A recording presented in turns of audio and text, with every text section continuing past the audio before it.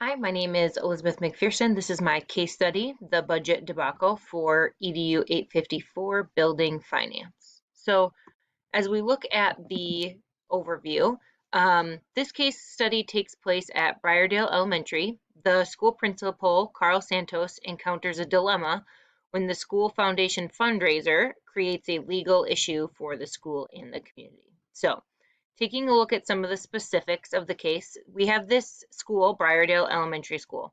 It has about 600 students. It's kindergarten through fifth grade. It's one of 6 elementary schools in the district. It's located in the middle, it seems, of the district and the communities. It has a diverse community, and it does serve as the town's community meeting center. So it seems that Briardale is kind of used and kind of a figure of the community. The school district in general ranges in the school population from 500 to 800. So Briardale's kind of on the low to middle end of that. There are also 2 middle schools and 1 high school, which is known in the community for its football. And the majority of the teachers in this community have spent their entire career at the school. So give or take a couple, it's a pretty kind of family committed culture in the school district. So the school curriculum that is funded through the school or the district focuses on basic skills. The educational instructive objectives are based on student performance, and any funds that support the curriculum programs are placed by the superintendent in each of the school budgets for each school.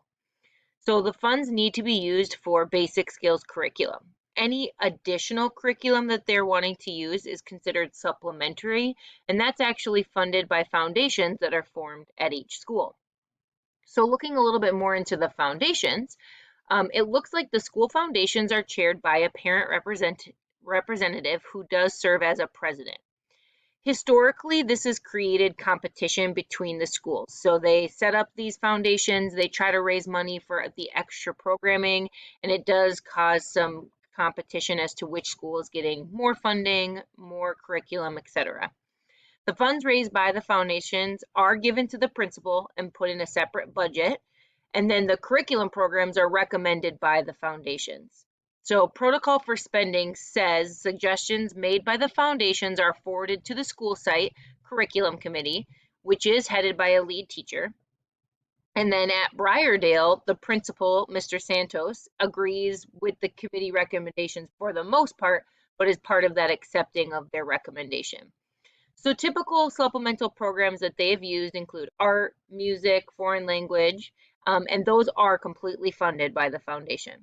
So in this case study, there is a new parent to the school, Mr. Bailey, and he is currently going to run the foundation. So a little bit about Mr. Bailey. He's a Harvard graduate. I feel like that plays into this case study a little bit with kind of that prestige, some of the expectation he maybe puts on himself and the community puts on him to have a successful foundation. He's motivated to raise money for Briardale um, because he wants to have the most raised out of any foundation in the whole district. We kind of feel like this level of competition comes from knowing that a former fraternity brother from Harvard serves as the president of the foundation at a different elementary school. So again, we kind of talked about that competition between schools. So here's Mr. Bailey, a Harvard grad, wanting to kind of outdo all the other schools, while a rival fraternity brother is probably doing the same at another school. So it raises the stakes a little bit in terms of what he's wanting to get done. So ultimately, Mr. Bailey decides to use a raffle ticket fundraiser to raise money for the foundation. He's had success doing this in the past. At Harvard, it said he raised over $100,000 doing a raffle fundraiser, and so he really feels like this is kind of the ticket to a really great fundraiser. So they hold this raffle. Tickets are sold for the raffle. It's a drawing with a cash prize. The drawing is held at the elementary school. It's supposed to be the most successful fundraiser the school's ever had. The community comes, it's a big deal. The principal, Santos, is present at the raffle drawing night. And right as they're going to draw the raffle prize winner, everyone's in the auditorium, it's packed. Mr. Bailey is actually arrested by law enforcement at the drawing. It is later found out that he is convicted of a misdemeanor. He eventually gets put on probation, but the raffle for cash event is canceled, it's unsuccessful, and the whole thing ends up in the front page of the newspaper.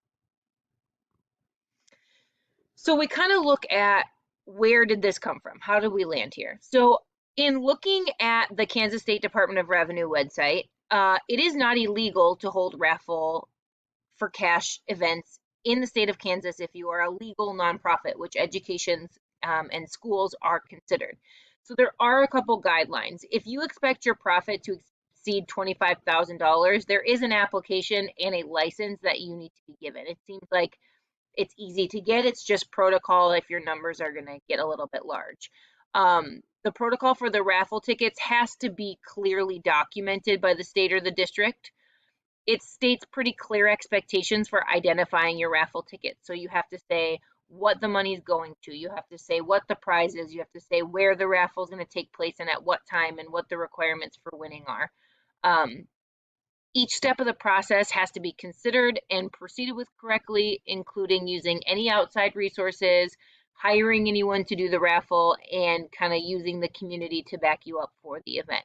So while it's not illegal, Kansas in particular, and looking at some other states, it seems too that there are just some pretty strict guidelines you do need to follow in order to actually conduct this. So my other question too is, what are the school district policies? Um, since this foundation seems to kind of be an attachment of the school, but maybe not a sanctioned part of the district, what are the policies that they need to follow in terms of fundraising? In this course, we've learned a lot about appropriate use of cash, appropriate donations, appropriate selling and admissions tickets and things like that. And so I'm assuming that Briardale district has some policies that would need to be followed as well. Ethically, I think we just need to consider that this was to be supervised by the principal. If it ultimately came down to an arrest and a misdemeanor, where did we kind of go wrong in that supervision? He probably had some obligation um, as a principal to follow up, and then also Mr. Barely had some obligations to probably be checking in with the school and be following protocol for the state and the district. I'm sure the community members have some ethical concern as to where their money actually ended up, how it's being used, what's happening now that maybe the raffle didn't go through. Um, this competition between schools seems like an ethical issue to me. When we begin caring more about the status of our school than the needs of our students, I think we kind of run into some moral dilemmas. And then again, if there were school board policies, does Mr. Barely have to be removed because he now has a misdemeanor conviction? What are those board policies in terms of the legal action that needs to be taken?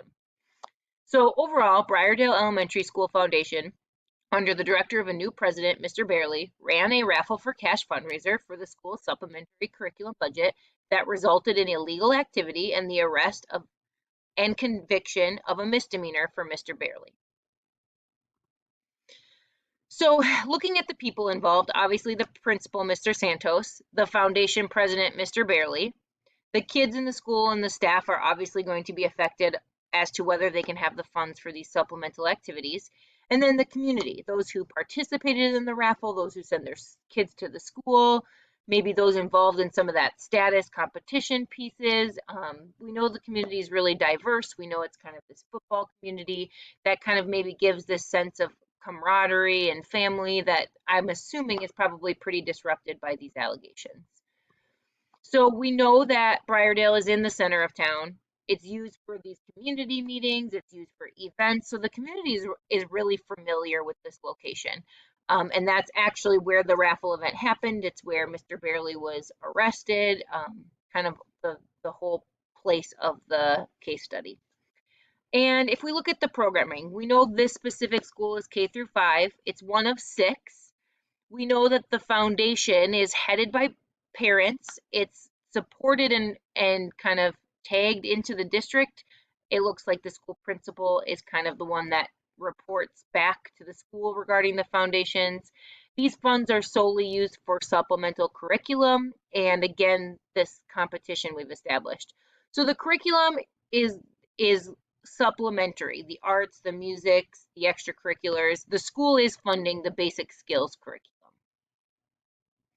So I would think that when you look at this case as a whole, the biggest thing is probably this significant potential for damage to community relationships. I think it seems like Briardale had previously really been a hub for the community, and this is probably really going to damage that relationship that the community had with the school. So trust in the foundation to use the money legally, trust in the people, the presidents, to be abiding by the rules that they're expected to abide by, and just kind of this bad reputation altogether that's probably really hard to erase. Even if they kind of act really quickly, maybe even take some severe action, this is going to be a stain probably on that community relationship that they've established.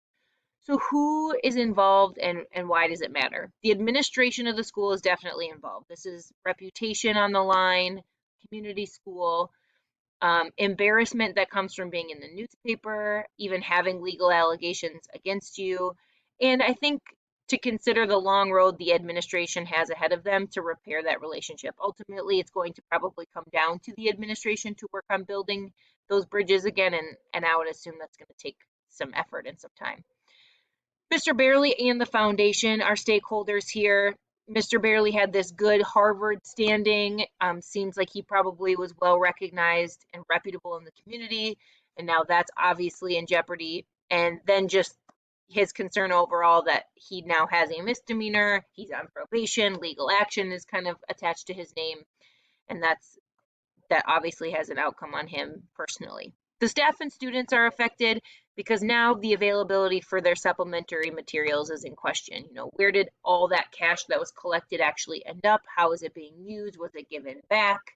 Is there going to be fundraising efforts in the future? Are programs going to have to get cut? So again, the community is buying into that concern with the broken trust and the loss of money for unfunded programs. If there was ever a time maybe that competition was going to come into play, now's it too, because I'm assuming people are going to want to transfer their kids to different schools that are getting the funding and not having such a kind of media presence that's negative. Some questions I considered after looking at this case study is, what were the conversations between the foundations and Mr. Barely? When they considered this raffle, was he just kind of taken off and running? No one else had a say. They just were like, great, it's happening. Were there a lot of conversations? Were there other people from the foundation involved? You know, what conversations were having back to Mr. Santos? Where was the foundation communicating with the school in terms of exactly what was going to happen, exactly what was being done, the monies that were coming in? And then I think the big question mark probably for most people looking at this case study is, were these actions by Mr. Barely intentional or accidental? Were we hoping to get some money out of it? Were we hoping to skirt the law and raise more money for our school? Was it purely accidental? Did he maybe not know about applications that needed to be done? Did he not know about money limits? Just kind of what's his take on what really the intention was? I'd like to know how the media coverage was handled. You know, in any situation, things can look better or worse depending on how the media was communicated about it. And what action did the school take? I'm assuming if there was media coverage, someone from the school was interviewed or, you know, eligible to make a statement, and kind of what did they promise or not promise the community in terms of how they would handle the situation? And then finally, what is available? What are they going to be able to do? Does this fundraiser put a halt on all supplementary programs? Are they in a rush to raise more money? Were they kind of sitting in a good place and this was just extra? Where that money is and what money they already had could play a big role in how the school can move forward. So I see there's kind of three ways out of this or around this.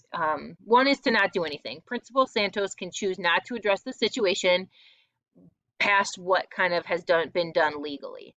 So the benefit to this might be avoiding more confrontation and avoid further involvement by the school.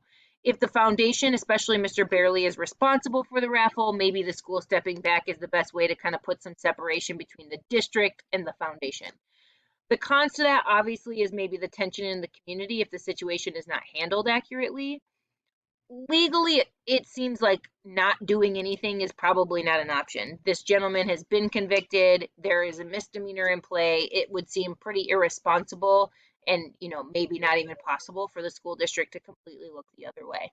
And then again, where's that school policy following with an employee being convicted of a misdemeanor? What does school policy say has to be done? Not taking action might not be a part of the board policy, and the principal might not have a choice to just sit back and do nothing.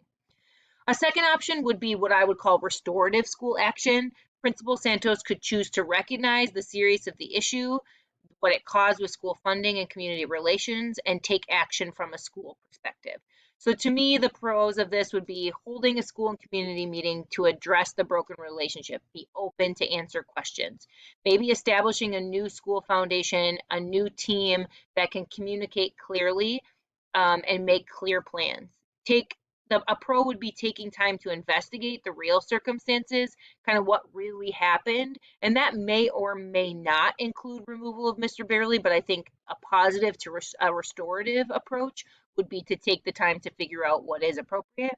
And then it would maybe offer some opportunity to hold annual trainings for legal requirements for fundraising. I think the whole key behind restorative is to kind of put things in place to prevent things from happening another time, not just stepping away or having a severe action, but to actually put implement things that could make a change. So the cons to maybe restorative action is it might be a little too late. We already had this huge fundraiser go awry. We already have a community member, president of the foundation, being arrested. I mean, some of this restorative action, I don't know, maybe it's too late. It doesn't address that they're still short on money and time for funding the curriculum. Holding the community meetings could cause more conflict. Angry parents, angry communities could cause more public problems. If relationships are broken, is removing Mr. Barely a better choice? You have to decide if this restorative approach is really going to mend relationships the way you want it to.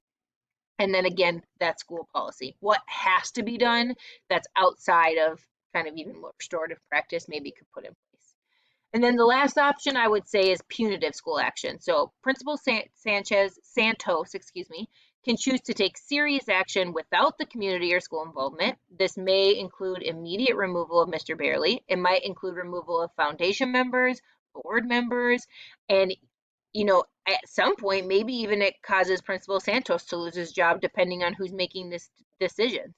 I think it also could maybe include further legal action from the school. It seems like the police officers that arrested him were taking kind of state and federal legal action against maybe some financial policy, but what policy or what legal action might the school be able to take in terms of maybe some wrongdoings there? So the pros to that might be clean slate for the school and foundation. If some of these people are removed, if there's some punitive, swift action, it might give everyone a chance to start over. It might set a precedent for how financial misconduct is going to be handled. So again, if something like this happens in the future, there's no kind of wishy-washy decisions. We're just kind of making these clear, firm decisions that people can kind of expect to happen. The cons to that is it's a pretty authoritative approach that probably could break more relationships than are already broken.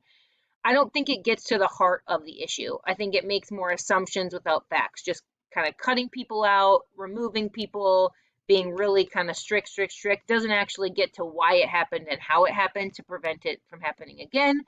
It could cause some confusion with the community, like, okay, well, oh, that must mean he stole money, or that must mean Mr. Barely had bad intentions. And I don't think it clears up what actually happened.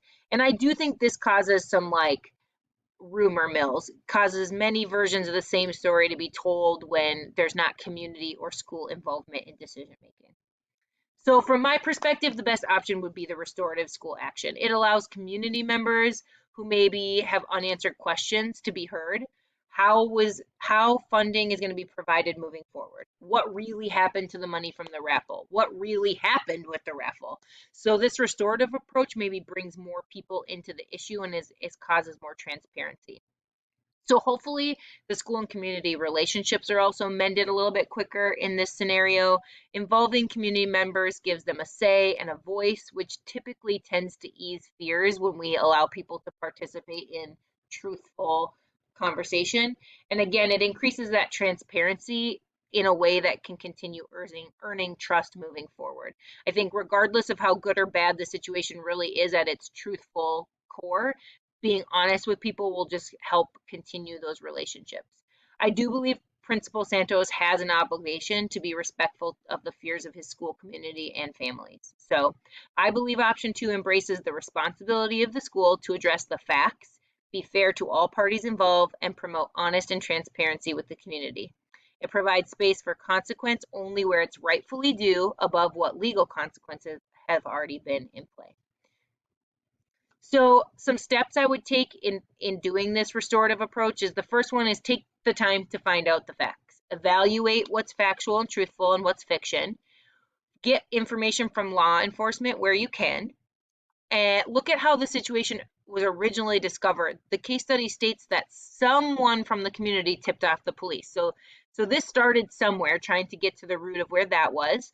What does Mr. Barely have to say? Is he cooperative? Is he secretive? Kind of where is his role in this?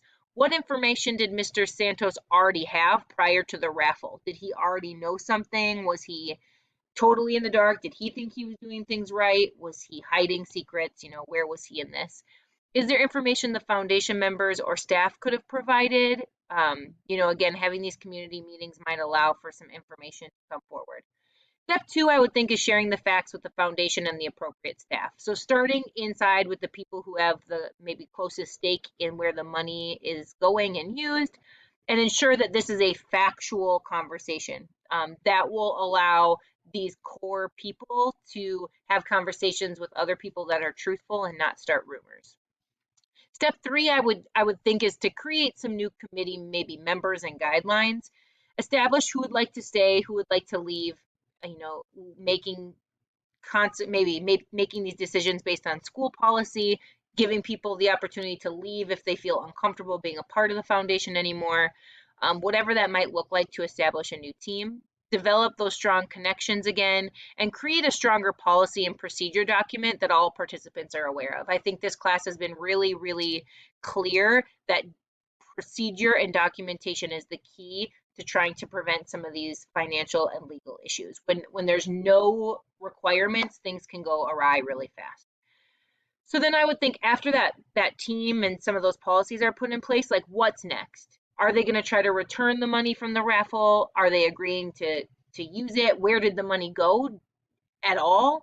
How do they need to get funding for the programming that's happening right now? Do programs have to be cut? What's getting cut and when? And then kind of decide what's going to happen to Mr. Barely based on, I would think, truthful information, school policy, and legal policy. And then lastly, I think it would be to involve those community members. You'd kind of have a plan of action, you'd have this team, you'd have this information to share with them. And I think that would probably, the more you can give them that's clear, the better. Offer to allow the stakeholders to speak as appropriate. Don't just have one spokesperson stand up, but involve as many people as you can, sharing with the community your actions to move forward, and then be open to the community's concern and revisions of maybe what the team has already decided to do. So I think a couple outcomes could come from this restorative practice. The first outcome could be that everyone's very receptive of it. The community accepts a new plan, they accept a new team, they accept whatever decisions are made by Mr. Barely, and they maybe make this quick rebound back to kind of restoring that culture around the school and the community. That kind of trickles into the years to come. Outcome two is that maybe we're kind of in the middle. Some community members agree with what's happening, agreeing with, the removal or not removal of Mr. Barely, agreeing with how they're going to fund classes moving forward. There might be a split that comes from the community. It might leave some community members still angry and concerned over the situation. I think it would begin to heal the process, but could be slow if the whole community is not on board. And it could kind of leave a conflicted environment for a little while. The last outcome, obviously, is that kind of everyone doesn't agree. So if the principal and the school teams create this new foundation, kind of create these new guidelines, make a decision about Mr. Barely, and the community is not satisfied with that result, it's probably going to continue conflict in the community. I would assume it would mean school enrollment would drop, that parents and families would move to other communities where they can go to other elementary schools. It could probably just continue to be a really messy situation and really change the trajectory of the school for the future. So I do think this addresses our standards because, again, the component 6.2 says demonstrate capacity to evaluate, develop, and advocate data-informed decisions and equitable plans. So this case study kind of wraps a lot of what we've learned into a little bow of saying policies and procedures are very important. Following them is very important. Having leaders and administration that check in consistently on what's happening with the budgeting and the finances in their school and anything attached to their school is incredibly important, because then all of a sudden these issues snowball and it becomes these community issues that can really be damaging. So I think overall this was a really good way to reflect on the resources we've learned with embezzlement, proper policy outlining, proper financial guidelines, and kind of just to think with the principals had of what would we do?